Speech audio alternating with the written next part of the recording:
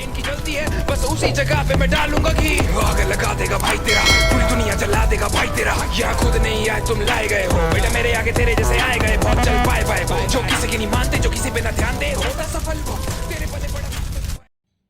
Welcome back to the Solar Mindset. What's up? तो आज मैं एक बहुत ही इंटरेस्टिंग टॉपिक लेकर आया हूँ अपनी वीडियो के लिए, और उस टॉपिक को शेयर करने का मेरा मन बहुत समय से था. I wanted my community to know about it, but वही था, I was not able to figure out a way earlier on कि मैं कैसे इस बात को प्रेजेंट करूँ.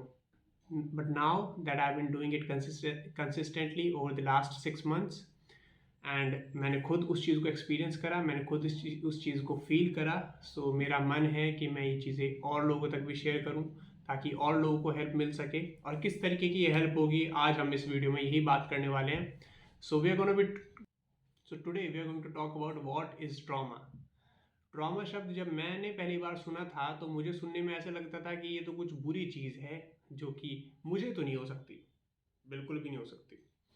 तो और ये ऑलमोस्ट 80% लोगों का यही रिस्पॉन्स होता है when I tell them about this thing. तो ऐसे कहते हैं नहीं नहीं, हमें तो कोई ट्रॉमा ही नहीं है, बिल्कुल ठीक है, हमें तो कोई दिक्कत ही नहीं है.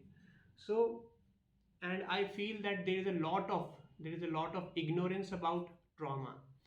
तो ट्रॉमा क्या है वो आज हम इस वीडियो के थ्रू में आपको समझाने की कोशिश करूंगा. मैं कोशिश करूंगा कि आप उस चीज़ को समझ सकें, राइट, एंड आप उस चीज़ को एक कंपैशनेट पॉइंट ऑफ व्यू से समझें, ताकि अगर नेक्स्ट टाइम अगर आप किसी को देखते हैं जो इस सिचुएशन में है, like that person is traumatised, तो आप उसको एक एम्पैथेटिक पॉइंट ऑफ व्यू से देखें, इंस्टेड ऑफ उसे जज करने के, इंस्टेड ऑफ उसे टैग्स देने के, राइट.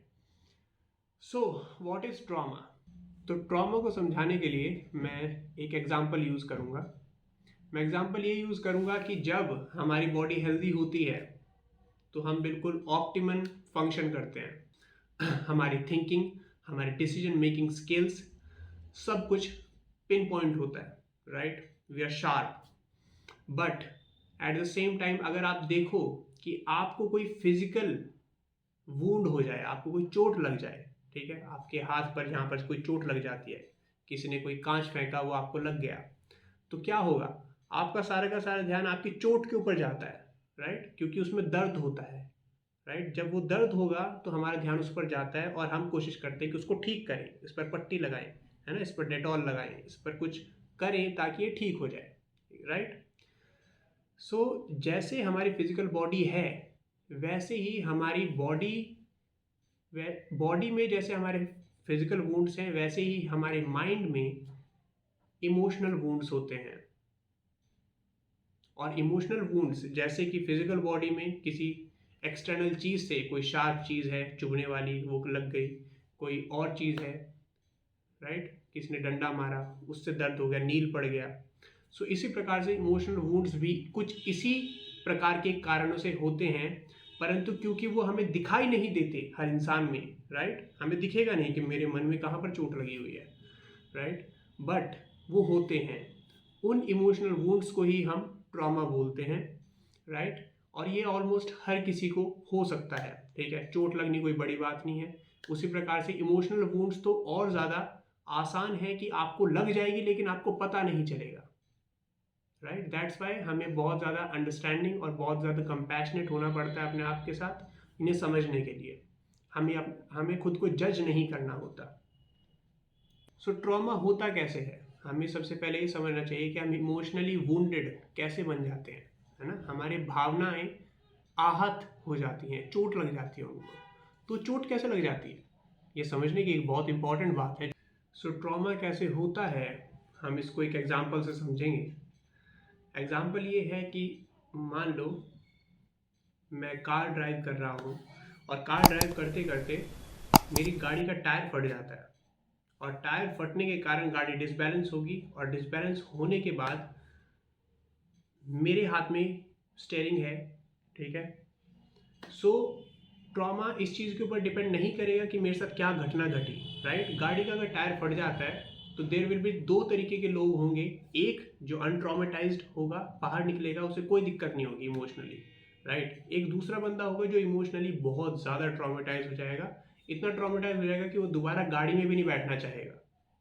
तो ये कैसे हुआ, ये दो सिचुएशंस कैसे आती हैं, मैं ये आपको समझाने की कोशिश करूंगा कि जब मैं गाड़ी चला रहा हूँ, गाड़ी का टायर फटा, गाड़ी डिसबैलेंस हुई और मैंने जो भी मेरे दिमाग में पहला एक्शन आया मैंने वो एक्शन ले लिया, राइट। मुझे ये दिखा गाड़ी में भाई ब्रेक मार और स्टीयरिंग मोड़, ठीक है, स्टीयरिंग मोड़ के रोकते हैं इसको, तो मैंने वो एकदम एक्शन ले लिया। I did not spend time thinking about it कि ये करूं या ना करूं। That is when trauma create नहीं होगा, क्योंकि मेरी बॉडी ने कुछ एनर्जी बिल्ड करी किसी सिचुएशन के लिए, ठीक है, और मैंने उस सिचुएशन में उस चीज़ को लगा दिया। तो व्हाट हैपेंस इज बॉडी उस एनर्जी को यूज़ कर लेती है। मैंने एक अच्छा एक्शन लिया, मेरी गाड़ी एक्सीडेंट से बच गई, पेड़ में टकराने से बच गई, डिवाइडर में टकराने से बच गई, मैंने ब्रेक मारे और मैंने गाड़ी को रोक दिया, right. But at the same time मैं गाड़ी चला रहा हूँ, ठीक है, गाड़ी का टायर फटा और गाड़ी डिसबैलेंस हुई और मेरे हाथ पैर फूल गए। हाथ पैर फूल जाते हैं एक्चुअली जब ऐसे एक्सीडेंट जैसे सिनेरियोज होते हैं। तो जब हम डर जाते हैं तो हमारा दिमाग काम करना बंद कर देता है और हम एक्शन नहीं ले पाते, राइट। जो लोग डर जाते हैं वो एक्शन नहीं ले पाते। सो क्या होगा, वो आदमी स्टीयरिंग को ऐसे ही पकड़े रहेगा और वो ऐसे लगेगा भाई आज तो गई गाड़ी, छोड़ दो। आधे लोग स्टीयरिंग छोड़ देते हैं जहाँ जा रही है जाने दो। So what happens is in that kind of situation is कि गाड़ी कहीं भी जा सकती है। आपकी गाड़ी जाएगी डिवाइडर में टकरा जाए, ठीक है, आपकी गाड़ी जाए पेड़ में टकरा जाए, राइट। और वो जो भी होगा उसके बाद व्हाट हैपेंस इज कि बॉडी ने कोई एनर्जी बनाई थी एक इमरजेंसी सिचुएशन के साथ टैकल करने के लिए, लेकिन हमने उस एनर्जी को यूज़ नहीं करा तो वो एनर्जी बॉडी में ही स्टोर हो गई, राइट, क्योंकि मैंने एक्शन नहीं लिया, मैं तो ऐसे डर के बैठ गया। सो उस इंसान को ट्रॉमा क्रिएट हो जाएगा। वो इंसान आगे गाड़ी में बैठने से डरने लगेगा, उसे लगेगा गाड़ी में बैठूंगा दोबारा वैसे ही हो जाएगा, गाड़ी में नहीं बैठना चाहिए, गाड़ी बेकार होती है, मैं बस से जाऊंगा। सो ये इस प्रकार के बहुत सारे रेस्पॉन्सेज होते हैं। ये सिर्फ एक छोटा सा एग्जाम्पल था कार के एक्सीडेंट का। ऐसे हमारे बहुत सारे ट्रॉमाज होते हैं। कुछ लोग हाइट से डरते हैं, कुछ लोग अलग अलग चीज़ों से डरते हैं। वो डर और उनका वो एक्शन ना ले पाना ही कहीं ना कहीं उनके अंदर वो डर बना देता है। उस डर को ही ट्रॉमा कहा जाता है, जिसे हम ये कहते हैं कि ये इंसान उससे डरता है ना। जब से इसके साथ ऐसा हुआ ये डरने लगा, वो डर नहीं रहा, वो एक्चुअली में ट्रॉमेटाइज्ड है। वो अपने पास्ट में हुए इंसिडेंट को वो अपने प्रेजेंट के ऊपर डाल देता है। उसे लगता है कि तब अगर एक्सीडेंट हुआ है तो वो आज भी होगा, जो कि ज़रूरी नहीं है ऐसा तो ज़रूरी नहीं है कि अगर आपका एक बार एक्सीडेंट हुआ है तो हर बार होगा परंतु ट्रॉमा हमें ऐसा बना देता है, हमें लगता है कि ऐसा हो जाएगा।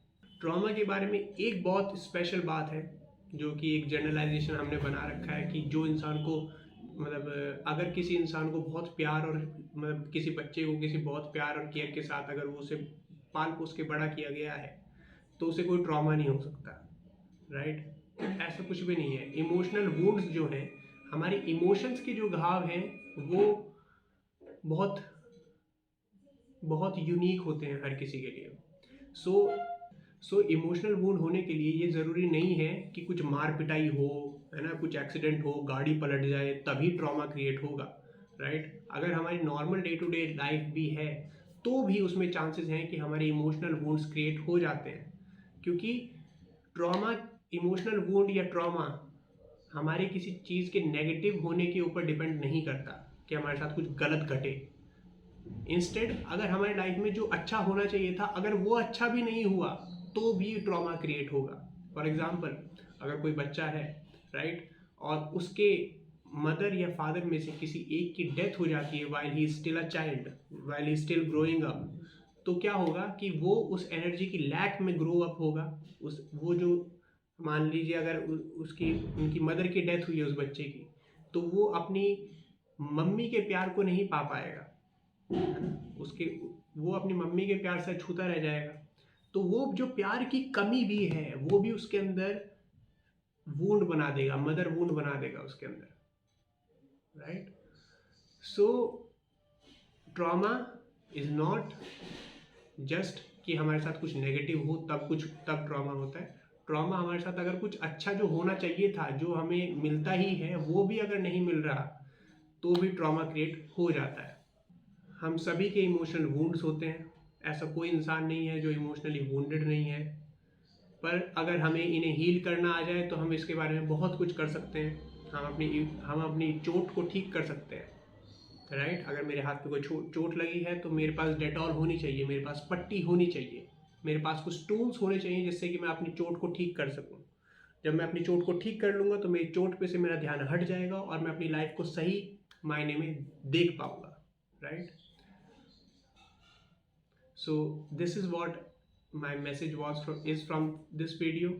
मैं चाहता हूँ कि आप अपनी लाइफ के ट्रॉमास को आराम से एकांत में बैठकर आइडेंटिफाई करने की कोशिश करें, उन्हें लिखें और उनके बारे में सोचें कि ये कहाँ से आया, ये कैसे हुआ, कहाँ पे कौन से ऐसे इंसिडेंट्स हैं जहाँ पे आप कंपल्सिवली एक्ट करते हो, आप सोच नहीं पाते, आप एकदम से बस कर देते हो कुछ। आपको उनके ऊपर सोचने की ज़रूरत है, उसको बहुत लविंगली ट्रीट करने की ज़रूरत है। जो आपकी कमियां हैं आपको उन्हें भी बहुत प्यार से देखना है, क्योंकि because that is also a part of you. तो अगर आप अपनी कमियों से नफरत करते हो तो आप एक तरीके से अपने आप से नफरत करते हो, जो कि सही नहीं है।